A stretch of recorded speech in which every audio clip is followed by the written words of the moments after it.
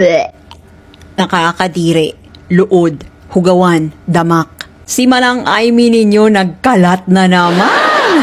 May bago pa ba? Maayong adlaw Pilipinas ug sa atong mga tigpaminaw nga mga bisdak. So ayun na nga, itong si Aimee Marcos ay may pautot sa kanyang speech sa kamakailan ay ginanap na INC Rally for Transparency Kemerut na ayun na nga, matagal na daw gumagamit ng pinagbabawal na droga ang kanyang kapatid na si Bongbong Marcos. Uy Aimee, eto lang masasabi ko sa'yo.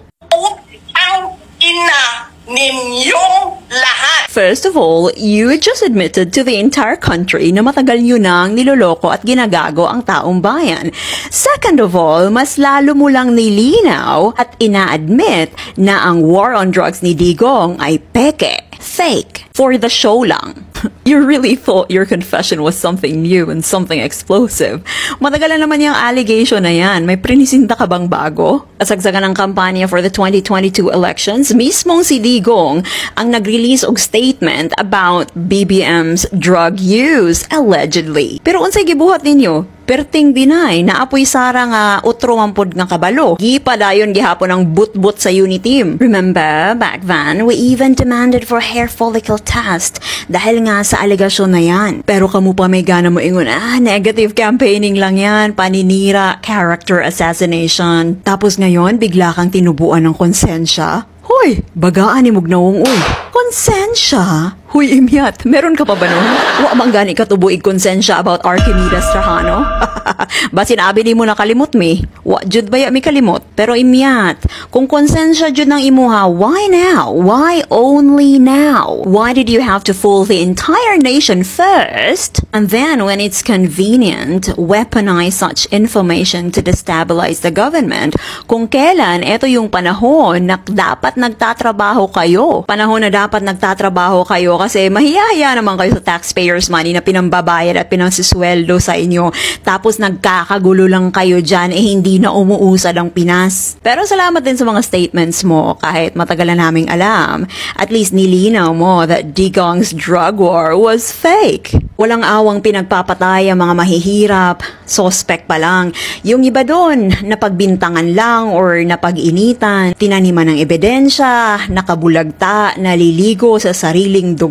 Pero kanay mong igsuon, dugay naman dahil mo kabalo nga adik. Pero nilako nyo pa rin sa taong bayan. Ginawa nyo pang presidente. Such a painful and angering reality na kapag mahirap ka, kapuspalad, tigok agad. Pero kapag makapangyarihan ka, napapakaiusapan naman pala ang tatay Digong nyo. Akala ko ba zero tolerance? Well, thanks to your statement, mas lalong naging malinaw na for the show nga lang at peke, yung drug war ng tatay niyong karton. Grabe no, ang kakapal ng mukha niyo. For many years, kami yung pinipinta ninyo na protector ng addict, protector ng drugs. And yet again, pinapahid nyo lang pala sa amin kasi nga kayo yung tunay na may gawa. Galit sa adik. Ginawa nyo ng presidente. Ay, ikatawa na lang nato ni. Grabe ang pagbinuang sa ato ah. Hoy Aimee, feeling mo naman naging hero ka sa mga revelasyon mong wala namang laman. As usual, puro akusa, puro drama, puro satsat, walang resibo. Di mo kinakulyante. Cool now. Kulto! Yes, kasi audience mo, kulto. Pero di mo kinasanto yan. Mas masahol ka pa sa taong ini-expose mo. Well, I see a beast willing to sell her own soul, her own blood, and even her own country, all for power, maintaining power and political convenience. Malas mo ngayon. Sinusuka ka na ng mga Marcos at sinusuka ka na rin ng malaking portion ng Duterte supporters. Do you really think they still trust you? Kung kaya mo ngang ilaglag ang sarili mong dugo, how much more them? So, Aimee, unsay next move nimo? Mag-ilis o apelyido? Aimee Duterte? Diyan ka na nga. Bye! Kaya pala nag-resign ang animal, no? Ito pala yung isa sa mga tinanim na sindikato sa loob po ng palasyo. So, ayan po. Pero ang sabi ni Lucas Bersamin, hindi daw siya nag-resign. I was asked to step down. Oo nga naman, napakabuti ng Pangulo sa'yo. Instead na i-terminate ka, kasi kapag tinerminate ka, wala kang makukuha sa pension mo. Kinonsider pa rin yung pagkamatanda mo. Hinayupak ka. Dapat sa'yo, tinerminate eh. Mabait lang talaga si PBBM, no? Pinag-resign na lang po para hindi ka hiya-hiya.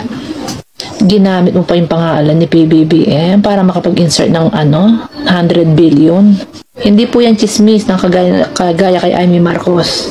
Confirm po yan ayon kay Ping Lacson. Siyempre nga naman pag sinabi mong Lucas Bersamin galing ng Palas, di ba? Pinagkakatiwalaan talaga ni PBBM ito. Talagang susunod at susunod ka.